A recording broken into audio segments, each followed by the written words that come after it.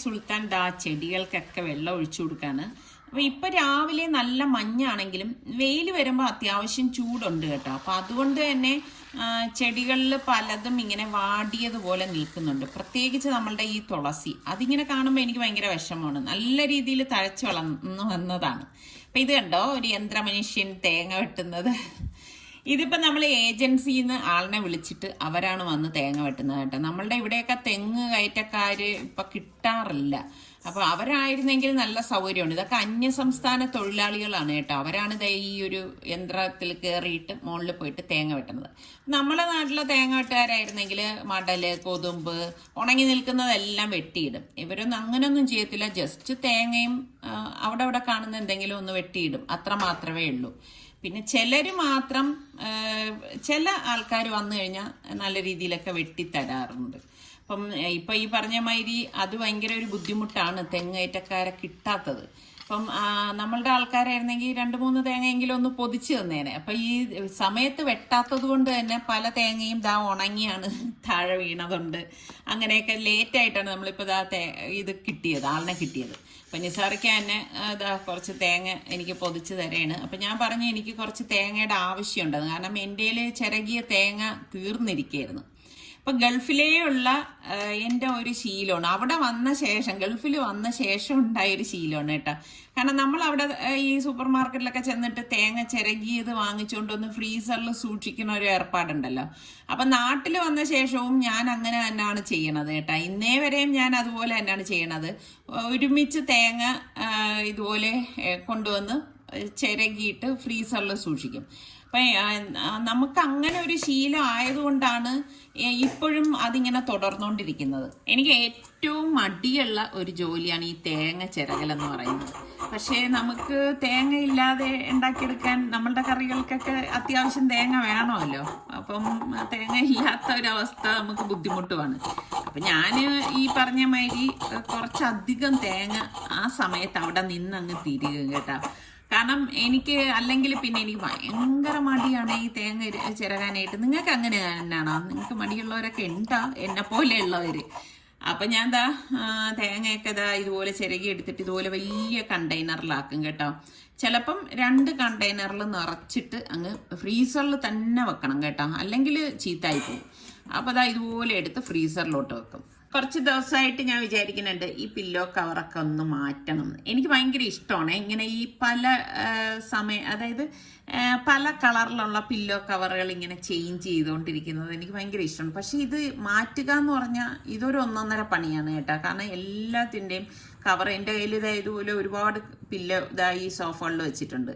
അപ്പം ഞാൻ ഇതിനു മുൻപ് ഞങ്ങൾ എറണാകുളത്ത് പോയപ്പോഴേക്ക് അവിടെ ഹോം സെൻറ്ററിൽ നിന്ന് വാങ്ങിച്ചുകൊണ്ട് വന്ന പില്ലോ കവറാണ്. അപ്പം ഇതിനിടയിൽ ഞാൻ ബുക്ക് ചെയ്ത ഒരു സാധനം വന്നിട്ടുണ്ട്. എന്താണെന്ന് ഞാനിപ്പോൾ കാണിച്ചു തരാം കേട്ടോ. ഇപ്പം എനിക്ക് ഇതുപോലെയുള്ള ഇതൊക്കെ ഹെൽപ്പ് ചെയ്ത് തരുന്നത് നമ്മുടെ സുൽത്താനാണ് കേട്ടോ. അപ്പം ഞാൻ ഫോണിൽ നോക്കി ഓർഡർ കൊടുക്കും. ഓർഡർ സുൽത്താൻ്റെ അടുത്ത് പറയും. സുൽത്താൻ തന്നെ അത് ബുക്ക് ചെയ്യിച്ച് വരുത്തുകയാണ് ചെയ്യണത്. എനിക്ക് ഭയങ്കര ഇഷ്ടമാണ് കേട്ടോ ഇങ്ങനെയുള്ള സംഭവങ്ങളൊക്കെ. അപ്പോൾ എപ്പോഴും എനിക്ക് വെറൈറ്റി ആയിട്ടുള്ള സാധനങ്ങൾ വാങ്ങാനാണ് ഇഷ്ടം. ഇതെന്താണെന്ന് അറിയാവോ? ഇപ്പം മദ്ദളമൊന്നും അല്ല കേട്ടോ, ചെണ്ടയൊന്നും അല്ല, അങ്ങനെ തെറ്റിദ്ധരിക്കേണ്ട. സംഭവം പുറത്തേക്ക് എടുത്തു. ഇതാണ് നമ്മളുടെ ലോണ്ട്രി ബാസ്ക്കറ്റ്. ഈ ലോണ്ട്രി ബാസ്ക്കറ്റ് വൈക്കോല് കൊണ്ടുള്ളതാണ് കേട്ടോ. വൈക്കോല് കൊണ്ട് ഉണ്ടാക്കിയിരിക്കുന്ന ഒരു ലോണ്ട്രി ബാസ്ക്കറ്റാണ്. അപ്പം എനിക്ക് ഭയങ്കര ഇഷ്ടപ്പെട്ടു കേട്ടോ. പിക്ചറിൽ കണ്ടതുപോലെ തന്നെ ഉണ്ടായിരുന്ന സാധനം വന്നപ്പോഴും കണ്ടോ, നല്ല യൂസ്ഫുൾ ആയിട്ടുള്ള, ഞാൻ പറഞ്ഞില്ലേ ഒരു വെറൈറ്റി എന്തിനു വേണമെന്ന്, അങ്ങനെയാണ് ഞാൻ ഇങ്ങനെ ഒരു ബാസ്ക്കറ്റ് ചൂസ് ചെയ്തത്. അപ്പോൾ ഞാനിത് പാക്കറ്റ് പൊട്ടിച്ചിട്ടൊന്നും ഇല്ലായിരുന്നു. നമ്മളുടെ ഇവിടെ ഈ കുഷൻ കുറച്ച് കൂടുതലുള്ളത് കൊണ്ട് 2 സെറ്റ്, ഏറ്റവും കുറഞ്ഞ 2 സെറ്റ് വേണം. 2 അല്ല, അതിൽ കൂടുതൽ വേണേ. പിന്നെ 4 കുഷൻ വന്നിട്ട് ചെറുതാണ്, പക്ഷെ അതിന് മാച്ചായിട്ട് എനിക്ക് കിട്ടിയില്ല. അപ്പം ഞാനിങ്ങനെ ഓരോന്നും ഇങ്ങനെ കവർ ഇട്ടുകൊണ്ടിരിക്കുകയായിരുന്നു. പക്ഷെ ഇത് അത്ര നല്ലൊരു ക്വാളിറ്റി ആയിട്ട് എനിക്ക് തോന്നിയില്ല കേട്ടോ. ക്ലോത്ത് ഓക്കെ, പക്ഷെ അതിൻ്റെ സിപ്പ് എനിക്ക് അങ്ങോട്ട് വലിയ ഇഷ്ടപ്പെട്ടില്ല. അതെനിക്ക് തോന്നുന്നു 2 പ്രാവശ്യം നമ്മൾ പില്ലോ എടുത്ത് ഊരുമ്പോഴേക്ക് അത് പോവാനാണ് സാധ്യത കൂടുതൽ കേട്ടോ. പിന്നെ ഈ പറഞ്ഞ മാതിരി ജസ്റ്റ് ഒരു ഒരു ഭംഗിക്ക് മാറ്റിയിടാം എന്നേ ഉള്ളൂ. വലിയ ക്വാളിറ്റിയൊന്നും എനിക്ക് തോന്നിയില്ല കേട്ടോ. ഇത് എനിക്ക് അത്ര അങ്ങോട്ട് ഇഷ്ടപ്പെട്ടില്ല, അതാണ് വാസ്തവം. അപ്പം നമ്മൾ ഒരേ ടൈപ്പ് തന്നെ എപ്പോഴും ഇടുമ്പോൾ കാണുമ്പം നമുക്ക് തന്നെ ഒരു മടുപ്പ് തോന്നും. ഇതുപോലെ ഇടയ്ക്കും തിരിച്ചുമൊക്കെ നമ്മൾ മാറ്റിയൊക്കെ വെക്കുമ്പോഴേക്കും നമുക്ക് തന്നെ ഒരു പോസിറ്റീവ് എനർജി ഫീൽ ചെയ്യും. ഇതൊക്കെ എൻ്റെ ഒരു കാഴ്ചപ്പാടാണ് കേട്ടോ. പക്ഷെ ഈ പില്ലോ കവർ കണ്ടില്ലേ, ഇട്ടിട്ട് വലിയ അട്രാക്ഷൻ ഒന്നുമില്ല. അപ്പം ഞാൻ നോക്കിയപ്പം പഴം പഴുത്ത് കറുത്തിരിക്കുകയാണ്. അപ്പം കളയാൻ പറ്റത്തില്ല എന്തായാലും, അത് പാവം കിട്ടും. അപ്പം ഞാൻ വിചാരിച്ചു ഷേക്ക് ഉണ്ടാക്കാമെന്ന്. അപ്പം ഇതാ കണ്ട അതിൻ്റെ തോലൊക്കെ അതിലിങ്ങനെ ഒട്ടിയിരിക്കുകയാണ്. പക്ഷേ ഉൾഭാഗം കാണാൻ വലിയ കുഴപ്പമൊന്നുമില്ല കേട്ടോ. അപ്പം ഞാൻ ഈ പഴം എല്ലാം എടുത്ത് മിക്സിയുടെ ജാറിലേക്ക് ഇട്ട് പിന്നിട്ട് ഞാൻ നമ്മളുടെ ഈ 5 രൂപയ്ക്ക് കിട്ടുന്ന ഹോർലിക്സ് ഇല്ല, അതാണേ, അതും ഒരു പാക്കറ്റ് ഇട്ട്, പിന്നെ അതുപോലെ തന്നെ ഒരു 2 ടേബിൾ സ്പൂൺ ഫുള്ളായിട്ട് ഇട്ടിട്ടുണ്ട് ബൂസ്റ്റ്. പിന്നെ ഇതുപോലെ ഒരു 5-6 കാഷ്നട്ടും, പിന്നെ നമുക്ക് പാകത്തിനുള്ള പഞ്ചസാരയും പാലും 2 ഐസ് ക്യൂബും. ഇച്ചിരി തണുപ്പുണ്ടെങ്കിൽ ഇതിന് ടേസ്റ്റ് ഉള്ളൂ. ഇത്രയേ ഉള്ളൂ കേട്ടോ. അടിച്ചെടുക്കുമ്പോഴേക്കും ഇതാ നമ്മളുടെ പണ്ടൊക്കെ നമ്മൾ കുടിക്കുന്ന ഷേക്കില്ലേ, അതിൽ കപ്പലണ്ടിയാണ് ചേർക്കണത്. നിങ്ങൾക്കൊക്കെ ഈ ഷേക്ക് ഇഷ്ടമാണ്? അപ്പോൾ ഇത് ഞാൻ ഗ്ലാസ്സിലേക്ക് ഒഴിച്ചിട്ട് ഒരു ഭംഗിക്ക് വേണ്ടി ഇച്ചിരി ബൂസ്റ്റ് ഇതുപോലെ ഇട്ട് കൊടുക്കും. എനിക്ക് എപ്പോഴും ഇങ്ങനെ എന്തെങ്കിലുമൊക്കെ ഉണ്ടാക്കുമ്പോൾ അതിന് ഭംഗി വേണം എന്ന് ഞാൻ വിശ്വസിക്കുന്നത് കേട്ടോ. അപ്പോൾ നമ്മുടെ റിസ്വാൻ അത് കുടിക്കാനായിട്ട് വന്നിരിക്കുകയാണ്. സുൽത്താനും സർഗയും വന്നില്ല, അത് അവർക്കുള്ളത് ഞാൻ അവിടെ ടീപ്പോയിൽ തന്നെ വെച്ചിട്ടുണ്ട്. അപ്പോൾ നല്ല ടേസ്റ്റാണ് കേട്ടോ. അപ്പോൾ പഴം ഒക്കെ ഇതുപോലെ കറുത്തു പോയി കഴിഞ്ഞാൽ നിങ്ങൾ ഇതുപോലത്തെ ഷേക്ക് ഉണ്ടാക്കിയാൽ മതി. ഇന്നിപ്പോൾ ഞാൻ ചൂര മീനാണ് പൊരിക്കാനായിട്ട് എടുത്തത്. അതിലേക്ക് ചില്ലി ഫ്ലേക്സും ഇഞ്ചി വെളുത്തുള്ളി പേസ്റ്റ് ഉണ്ടല്ലോ, അതും ഏകദേശം 1 ടീസ്പൂണോളം കുരുമുളക് പൊടിയും മഞ്ഞൾപ്പൊടിയും കാശ്മീരി ചില്ലി പൗഡർ അത് 2 ടീസ്പൂണോളം ഇട്ട് കൊടുക്കുന്നുണ്ട്, പാകത്തിനുള്ള ഉപ്പും. ഇത്ര ഇട്ട ശേഷം നമുക്ക് ഇതൊന്ന് മിക്സ് ചെയ്ത് കൊടുക്കാം കേട്ടോ. വെള്ളമൊന്നും ചേർക്കേണ്ട ആവശ്യമില്ല. ഈ ഒരു മസാലക്കൂട്ടിൽ തന്നെ നമുക്ക് മിക്സ് ചെയ്തെടുക്കാൻ പറ്റും. എന്നിട്ട് ലാസ്റ്റ് ഞാൻ ഇതിലേക്ക് കുറച്ച് കറിവേപ്പിലയും കൂടി ഇട്ടിട്ട് ഇതൊന്ന് മാറ്റി വെക്കും. മറ്റൊരു ചട്ടി അടുപ്പത്തേക്ക് വെച്ചിട്ട് ഗ്യാസ് ഓൺ ചെയ്ത് ഏകദേശം 1 കപ്പോളം തേങ്ങ ഞാൻ ഇട്ടിട്ട് അതോടൊപ്പം തന്നെ ഒരു 3-4 ചെറിയ ചുവന്നുള്ളിയും കൂടി അരിഞ്ഞിട്ട് കൊടുക്കുന്നുണ്ട്. ഒന്ന് വറുത്ത് കൊടുക്കുകയാണ്.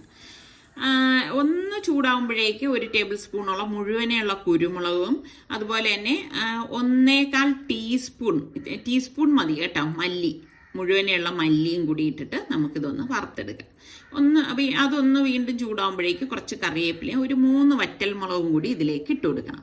ഇട്ട് കൊടുത്ത ശേഷം ഇതുപോലെ ഒന്ന് മൂപ്പിച്ചെടുക്കണം. ഒരുപാട് ഞാനിപ്പം ഈ ഒരു കറിക്ക് മൂപ്പിച്ചിട്ടില്ല. ഈ ഒരു രീതിയിലേ ഞാനിത് ചൂടാക്കി എടുക്കുന്നുള്ളൂ. അപ്പം ഓരോരുത്തരും ഓരോ രീതിയിലാണല്ലോ വെക്കണത്. അപ്പം ഇതിലേക്ക് ഞാനിതാ 1/2 ടീസ്പൂൺ മഞ്ഞൾപ്പൊടിയും 2 ടീസ്പൂൺ കാശ്മീരി ചില്ലി പൗഡറും 1 ടീസ്പൂണോളം മല്ലിപ്പൊടിയും കൂടി ഇട്ടിട്ട് വീണ്ടും ഒന്ന് വറുത്തെടുക്കുകയാണ്. അപ്പോൾ ഇതിനി ഒരു 2-3 മിനിറ്റ് ഒന്ന് വറുത്തെടുക്കത്തേ ഉള്ളൂ കേട്ടോ. ആ പൊടികളുടെയൊക്കെ ആ ഒരു പച്ച മണം മാറാൻ വേണ്ടിയിട്ടൊന്ന് വറുക്കത്തേ ഉള്ളൂ. ഇത്രയേ ഉള്ളൂ സംഭവം. അപ്പോൾ അത് തണുക്കാനായിട്ട് വെച്ചിട്ടുണ്ട്. അപ്പം ഞാൻ ഒരു ഏത്തക്കായ ഇതുപോലെ എടുത്തിട്ട് അതിൻ്റെ തോലൊന്ന് ഇതുപോലെ ഒന്ന് പീൽ ചെയ്തെടുക്കുകയാണ്. തോലെടുത്തില്ലെങ്കിലും കുഴപ്പമൊന്നുമില്ല കേട്ടോ. നിങ്ങളുടെ വീട്ടിലുള്ള ഏത്തക്കായ ആണെങ്കിൽ തോലെടുക്കണം എന്നൊന്നും യാതൊരു നിർബന്ധവും ഇല്ല. തോലോട് കൂടിയിട്ട് നമുക്ക് കഴുകി റെഡിയാക്കിയെടുക്കാം. ഇത് പിന്നെ ഞാൻ പുറത്തുനിന്ന് വാങ്ങിക്കുന്നതല്ലേ. അപ്പോൾ അത് നന്നായിട്ടൊന്ന് കഴുകിയിട്ട് നമുക്കിനി ഇതൊന്ന് കട്ട് ചെയ്തെടുക്കണം കേട്ടോ. അപ്പം ഞാൻ ഇതുപോലെ നെടുകെ ഒന്ന് ഇതുപോലെ നീളത്തിന് കീറിയെടുത്തിട്ട് വീണ്ടും സെൻറ്ററിൽ നിന്നൊന്ന് കട്ട് ചെയ്തെടുക്കുമ്പോൾ നമുക്ക് ചെറിയ ചെറിയ പീസായിട്ട് മുറിച്ചെടുക്കാൻ പറ്റും. ഈ ഒരു പരുവത്തിൽ വേണം നമ്മളിത് കട്ട് ചെയ്തെടുക്കാനായിട്ട്. അപ്പം ഞാൻ ഈ പല കറികൾ ഉണ്ടാക്കുമ്പോഴേക്ക് പലരും എൻ്റെ അടുത്ത് ചോദിക്കും, ചിലപ്പോൾ മീൻകറി ഉണ്ടാക്കുമ്പോഴേക്കും മീൻകറിയിൽ തക്കാളി ചേർത്തില്ലേന്ന്.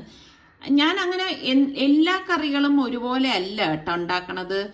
നമ്മൾ ഉണ്ടാക്കണ കറികൾ നല്ല ബെറ്റർ ആയിരിക്കണം എന്നുള്ള ഒരു നിർബന്ധം എനിക്കുണ്ട്. ഞാൻ എപ്പോഴും പറയാറില്ലേ, വാഴയ്ക്ക നകക്കെയുള്ള വെള്ളം വെച്ചിട്ടുണ്ട്. ഇതിലേക്ക് നമുക്ക് 2 പച്ചമുളക് ഇതുപോലെ കീറിയിട്ട് കൊടുത്ത് കുറച്ച് കറിവേപ്പിലയും കൂടി ഇട്ട് ഒന്ന് വെന്ത് വരുമ്പോഴേക്ക് 1/2 ടീസ്പൂൺ മഞ്ഞൾപ്പൊടി ഇട്ട് ഇളക്കിയെടുക്കണം. ഈ പച്ചക്കായ ആയതുകൊണ്ട് തന്നെ പെട്ടെന്ന് ഇത് വെന്ത് കിട്ടും കേട്ടോ. അപ്പൊ ആ വെള്ളം ഒന്ന് വറ്റിയിട്ടുണ്ട്. കറിച്ചട്ടിയിലായതുകൊണ്ട് പെട്ടെന്ന് റെഡി ആയിട്ടുണ്ട്. അപ്പം നമ്മളുടെ ചോറ് ഇതിനിടയ്ക്ക് റെഡി ആയപ്പോൾ ഞാൻ ഊറ്റിയെടുക്കണേ. അപ്പം ഇതുണ്ടാക്കണൊക്കെ വീഡിയോ ഞാൻ ഇതിനു മുൻപ് കാണിച്ചിട്ടുള്ളതുകൊണ്ടാണ് അത് കാണിക്കാത്തത്. അപ്പം മിക്സിയുടെ ജാറിലേക്ക് ഞാൻ ഏകദേശം ഒരു 4.5 കപ്പെന്ന് പറയാം, കപ്പ് കണക്ക് പറയണമെങ്കിൽ, തൈരും ഒരു 3 അല്ലി വെളുത്തുള്ളി അല്ലിയും, ഇതുപോലെ പച്ചമുളക്, അത്യാവശ്യം എരിവുള്ള 2 പച്ചമുളകും, 1/2 ടീസ്പൂണോളം വറുത്ത് പൊടിച്ച ഉലുവാപ്പൊടിയും, 1/2 ടീസ്പൂൺ മഞ്ഞൾപ്പൊടി, 1/4 ടീസ്പൂൺ കുരുമുളക് പൊടി, പാകത്തിനുള്ള ഉപ്പ്, ഇത്രയും ചേർത്തിട്ട് ഒന്ന് അടിച്ചെടുക്കണം. ഒരുപാട് അടിക്കേണ്ട, ഒന്ന് കറക്കി എടുത്താൽ മതി. ഇതുപോലെ. എന്നിട്ട് നമ്മൾ ഗ്യാസ് ഓഫ് ചെയ്ത് വെച്ചിരിക്കുന്ന ഈ കായയുടെ കൂട്ടിലേക്ക് ഈ തൈര് ഒഴിച്ചു കൊടുക്കാം. പ്രത്യേകം ശ്രദ്ധിക്കണം, ഗ്യാസ് ഓഫ് ചെയ്തതിന് ശേഷമേ നമ്മൾ ഇത് ഒഴിച്ചു കൊടുക്കാവൂ. എന്നിട്ട് നന്നായിട്ടൊന്ന് ഇളക്കി കൊടുക്കണം. അല്ലെങ്കിൽ എന്തെന്ന് വെച്ചാൽ ഇത് പിരിഞ്ഞു പോകും കേട്ടോ. അപ്പൊ ഇത്രയേ ഉള്ളൂ ഇതിന്റെ സംഭവം. അപ്പൊ ഇതിനി ഇവിടെ ഇരുന്ന് ഈ കായ ഒന്ന് കുറുകും കേട്ടോ. കായക്കുറുക്കാണ് ഞാൻ അത് തയ്യാറാക്കിയത്. അപ്പൊ ഞാൻ ഒരു പാനിൽ വെളിച്ചെണ്ണ ഒഴിച്ചിട്ട് കടുക്, ചെറിയ ജീരകം, ക്യുമിൻ സീഡ്, ഉലുവ ഇത്രയും കൂടി ഇട്ടിട്ട് വറ്റൽ മുളകും 3 വെളുത്തുള്ളി അല്ലി ഒന്ന് ചതച്ചതും കൂടി ഇതിലേക്ക് ഇട്ട് കൊടുക്കാം. അതിനുശേഷം ഞാൻ ഇതിലേക്ക് 1/2 ടീസ്പൂണോളം മുളക് പൊടിയും, 1/2 ടീസ്പൂൺ മഞ്ഞൾപ്പൊടിയും, കുറച്ച് കറിവേപ്പിലയും കൂടി ഇട്ടിട്ട് മൂപ്പിച്ചത് ഈ കറിയിലേക്ക് അങ്ങ് ഒഴിച്ചു കൊടുക്കുക. അപ്പം നല്ല ഒരു എന്താ പറയുക, നല്ല ഒരു മണവും നല്ല ഒരു ടേസ്റ്റും ആയിരിക്കും നമ്മളുടെ ഈ കറിക്ക്. ഉലുവയൊക്കെ ചേർത്ത് കഴിയുമ്പോൾ ഒരു പ്രത്യേക ടേസ്റ്റ് ആയിരിക്കും കേട്ടോ. അപ്പം ട്രൈ ചെയ്യാത്തവരൊന്ന് ട്രൈ ചെയ്ത് നോക്കണം. ഇതിനി ഇവിടെ ഇരുന്നൊന്ന് കുറുകും കേട്ടോ. അപ്പം ഇപ്പം ഞാനിത് ഒന്ന് ഇതുപോലെ ഒന്ന് ഇളക്കിയ ശേഷം ഒന്ന് മൂടി വെച്ച് കൊടുക്കാണ്. അപ്പം നമ്മളുടെ തേങ്ങയുടെ കൂട്ട് ഇവിടെ തണുത്തിട്ടുണ്ട്. അപ്പം ഞാൻ മിക്സിയുടെ ജാറിലേക്ക് ഇതിട്ടിട്ട് ഒന്ന് കറക്കിയെടുക്കും. നിങ്ങൾ അരയ്ക്കുമ്പോഴും ഈ ഒരു രീതിയിൽ എടുക്കാം കേട്ടോ.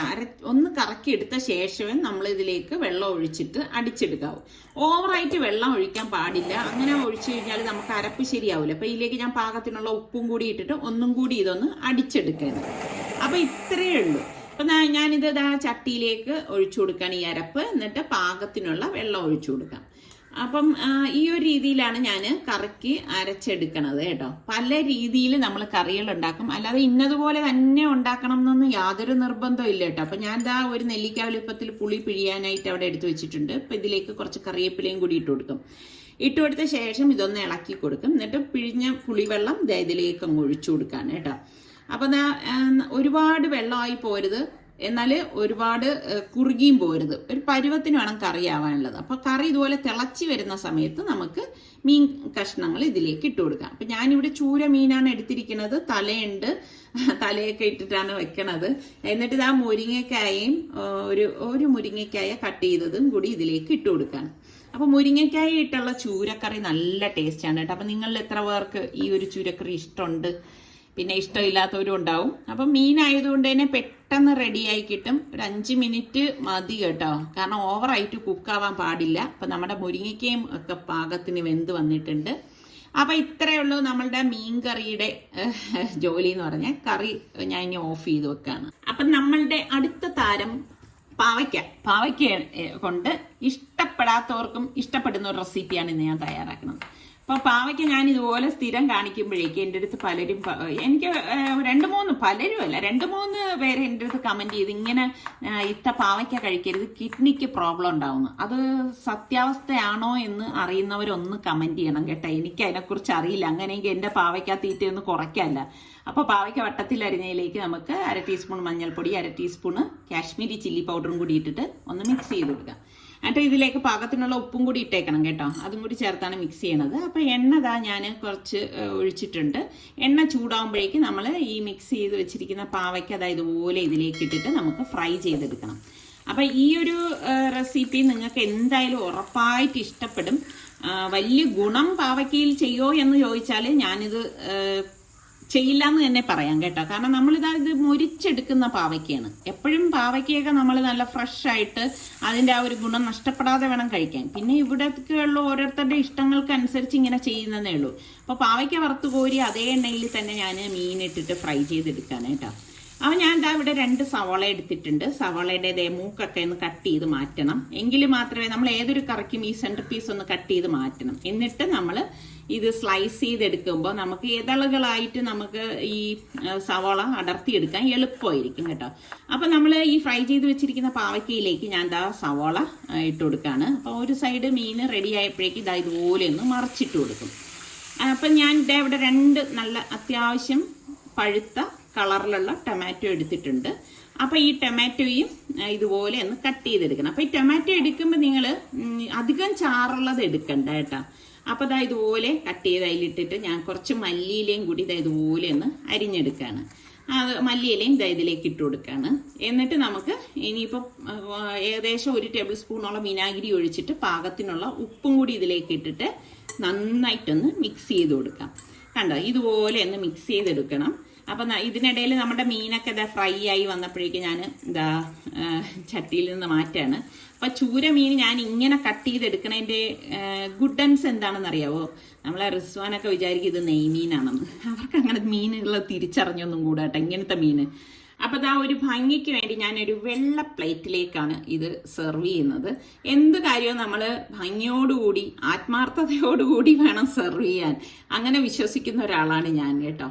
അപ്പം നമ്മളുടെ കറികളെല്ലാം ഇവിടെ റെഡി ആയിട്ടുണ്ട്. അപ്പം നിങ്ങളും ഇതുപോലെ കറികൾ ഉണ്ടാക്കുമ്പോൾ നമ്മൾ മനസ്സിരുത്തി ആത്മാർത്ഥതയോടുകൂടി വേണം ജോലികൾ ചെയ്യാൻ. എങ്കിൽ മാത്രമേ നമുക്ക് ആ ഒരു നമ്മുടെ ഉള്ളിൽ നിന്ന് അതൊക്കെ വരത്തുള്ളൂ. ഇപ്പൊ പാട്ടുകാർ പറയണ കണ്ടിട്ടില്ലേ, ഉള്ളിൽ നിന്ന് പാട്ട് വരണം.